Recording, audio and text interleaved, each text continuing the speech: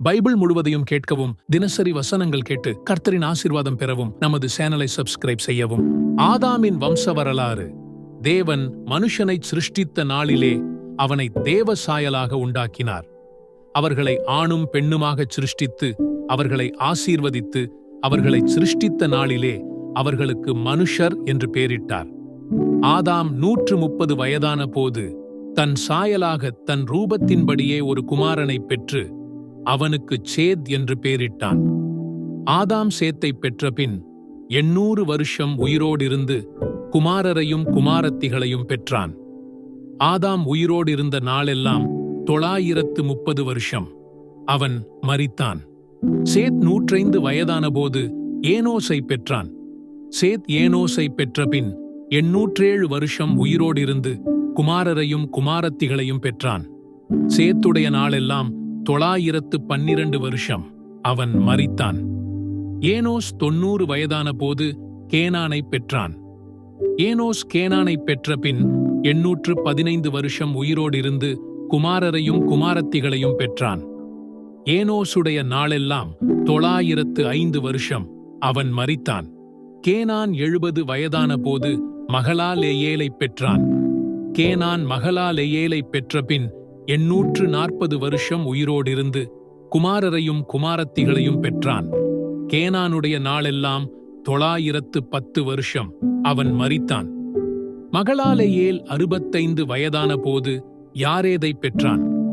Mahalalel யாரேதை பெற்றபின் 830 வருஷம் உயிரோடிருந்து குமாரரையும் குமாரத்திகளையும் பெற்றான். மகலாலெயேலுடைய நாளெல்லாம் 895 வருஷம். அவன் மரித்தான். யாரேத் 162 வயதான போது ஏனோக்கை பெற்றான். யாரேத் ஏனோக்கை பெற்றபின் 800 வருஷம் உயிரோடிருந்து குமாரரையும் குமாரத்திகளையும் பெற்றான். யாரேத்துடைய நாளெல்லாம் 962 வருஷம். அவன் மரித்தான். ஏனோக்கு 65 வயதான போது மெத்தூசலாவை பெற்றான்.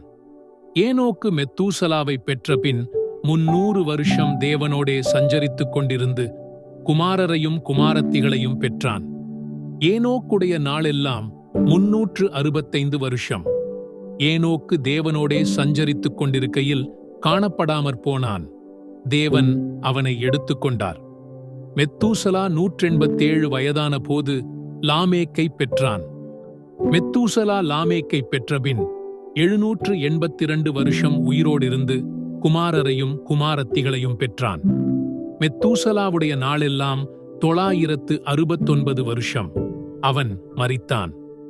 லாமேக்கு 182 வயதான போது ஒரு குமாரனை பெற்று, கர்த்தர் சபித்த பூமியிலே நமக்கு உண்டான வேலையிலும் நம்முடைய கைகளின் பிரயாசத்திலும் இவன் நம்மை தேற்றுவான் என்று சொல்லி அவனுக்கு நோவா என்று பெயரிட்டான்.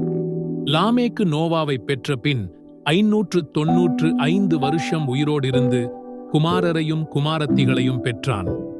லாமேக்குடைய நாளெல்லாம் 777 வருஷம். அவன் மரித்தான். நோவா 500 வயதான போது சேம், காம், யாப்பேத் என்பவர்களை பெற்றான். பிரியமானவர்களே, ஆமென் என்று கமெண்ட் செய்து கர்த்தரின் ஆசீர்வாதம் பெறுவோம். பைபிள் முழுவதையும் கேட்கவும், தினசரி வசனங்கள் கேட்டு கர்த்தரின் ஆசீர்வாதம் பெறவும் நமது சேனலை சப்ஸ்கிரைப் செய்யவும்.